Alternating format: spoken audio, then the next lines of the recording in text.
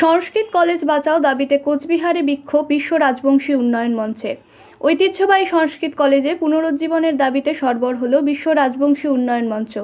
রবিবার বিকেল 4টের সময় কোচবিহার সংস্কৃত কলেজ চত্বরে এই দাবি সামনে রেখে সংগঠনের পক্ষ থেকে বিক্ষোভ প্রদর্শন করা হয়। উল্লেখ্য, কোচবিহারের মহারাজা জগদীপেন্দ্র নারায়ণ ভূপ বাহাদুরের উদ্যোগে 1361 বঙ্গাব্দে প্রতিষ্ঠিত হয় এই সংস্কৃত কলেজ। একসময় এই শিক্ষা প্রতিষ্ঠান কোচবিহার তথা রাজ্য জুড়ে সংস্কৃত শিক্ষার এক গুরুত্বপূর্ণ কেন্দ্র ছিল, কিন্তু বর্তমানে কলেজটি বন্ধ অবস্থায় রয়েছে। এই পরিস্থিতিতে বিশ্ব রাজবংশী উন্নয়ন মঞ্চের দাবি, কলেজের জমি কলেজকেই ফিরিয়ে দিতে হবে। কলেজের জমি বিক্রি করা চলবে না। কলেজ ভবন সংস্কার করে পঠন পাঠন চালু করতে হবে। কলেজটিকে হেরিটেজ তালিকাভুক্ত করতে হবে। সংগঠনের সাধারণ সম্পাদক পার্থ বর্মন বলেন, এই কলেজ শুধুমাত্র একটি শিক্ষা প্রতিষ্ঠান নয়, এটি কোচবিহার রাজবংশের ঐতিহ্য ও সংস্কৃতির প্রতীক। এই কলেজকে বাঁচাতে না পারলে রাজ্যের এক মূল্যবান অধ্যায় হারিয়ে যাবে। বিক্ষোভ কর্মসূচিকে কেন্দ্র করে স্থানীয়দের মধ্যে উৎসাহ ও আবেগ দুই লক্ষ্য করা যায়।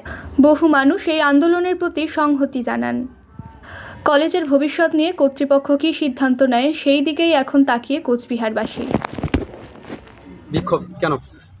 মহারাজার আমলে তৈরি করা এই সংস্কৃত কলেজ, তখন থেকে এখানকার কুচবিহারের বাসিন্দারা যাতে, ছাত্রছাত্রীরা যাতে মহারাজার এই যে সংস্কৃত নিয়ে পড়াশোনা করতে পারে, সেই জন্যে মহারাজা এই কলেজ তৈরি করে গেছিল। কিন্তু আজকে যখন জায়গায় জায়গায় কলেজ তৈরি হয়, আর আমাদের কুচবিহারের এই সংস্কৃত কলেজ আজকের ডেটে বন্ধ হয়ে দীর্ঘদিন থেকে পড়ে আছে। আর এই বন্ধ থাকার সাথে সাথে একটা এই রকম জায়গায় তার জায়গা বিভিন্ন জায়গা দখলকৃত হয়ে যাচ্ছে এবং এই জায়গাটা বিভিন্নভাবে বিভিন্ন জায়গায় বিক্রি করার একটা অপচেষ্টা চলছে।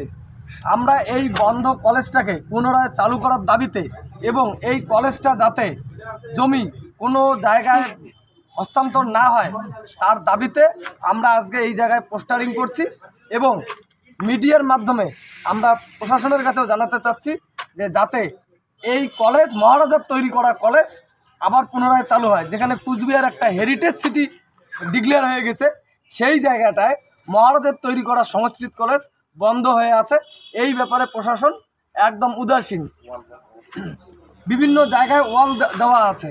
তো আমরা প্রশাসনের কাছে চাই ইমিডিয়েট যেন আগামী শিক্ষাবর্ষ থেকে এই কলেজ থেকে পঠন পাঠন চালু হয় এবং এখানকার ছেলেমেয়েরা যেন সংস্কৃত নিয়ে পড়াশোনা করতে পারে। তার জন্য আজকে আমাদের একটা কর্মসূচি বিশ্ব রাজবংশী উন্নয়ন মঞ্চের পক্ষ থেকে, যে আমরা এই কলেজ চত্বরেই পোস্টারিং করব এবং আমরা কিছুদিন দেখব, যদি প্রশাসন ব্যবস্থা না নেয় তাহলে আমরা আরও বৃহত্তর আন্দোলন তৈরি করব। আগেও কি প্রশাসনের সাথে যোগাযোগ করেছিলেন?